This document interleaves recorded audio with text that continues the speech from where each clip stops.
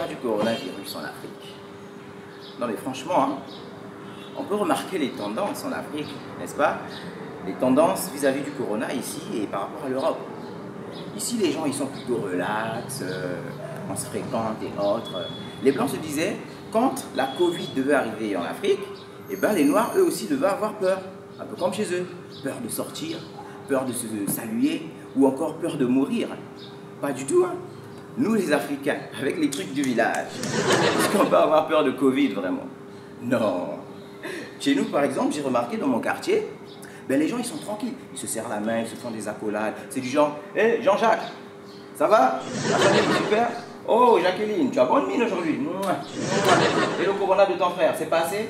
Non, pas encore. Oh, vous aussi, rappelez-vous quand il y avait le chikungunya, hein? On a soigné ça avec le Bouganda et les Ibucap. Donc avec lui, faites-lui boire du douri-douri. Si ça ne marche pas, au pire, faites-lui un choco. On est africain, il faut rester dans ses origines. Hein. Cette histoire de coronavirus, franchement, chez nous, au Congo, ça se perçoit différemment. Hein.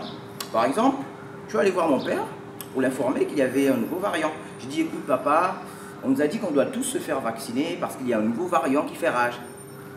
Nouveau quoi? Variant. Variant là même c'est quoi? Dis-moi d'abord, comment toi tu appelles variant là?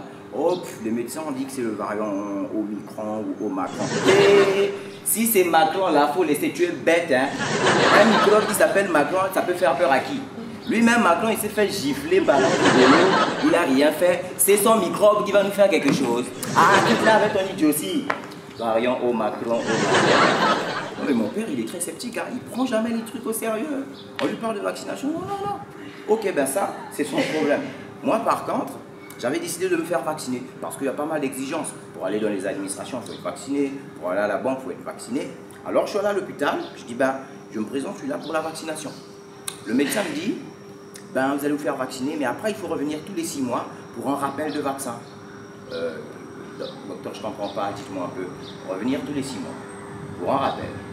Vous voulez dire une mise à jour, c'est ça? Oui, un peu dans ces termes. Non, mais quand même, c'est un vaccin ou c'est une application Android? Il faut nous dire. Hein. J'ai jamais vu un vaccin qu'il faut mettre à jour tous les 6 mois quand même. Et moi, à cause de ça, j'ai refusé de me faire vacciner. Hein. J'ai pas voulu que mon système devienne comme un système Android. Imaginez si je me faisais vacciner. Et tous les 6 mois, je recevais une notification qui dit « Votre vaccin est obsolète. Téléchargez une nouvelle version. Merci. » Non, franchement, moi, je veux m'épargner ce genre de problème. Pas du tout, pas du tout. Mais malheureusement, on remarque que l'histoire du pass sanitaire devient sérieux. Hein. Il y a des structures où tu es obligé d'avoir ton pass sanitaire. Bon, imaginons si les policiers devaient vérifier les passes sanitaires dans la rue et vérifier les rappels de vaccins. Genre, tu marches tranquillement dans la rue. Monsieur, arrêtez-vous. Votre passe sanitaire, s'il vous plaît. Votre vaccin est obsolète depuis 8 mois. Pourquoi vous n'avez pas fait de mise à jour? Monsieur l'agent, c'est-à-dire que je voulais bien faire une mise à jour, mais je n'avais pas de forfait.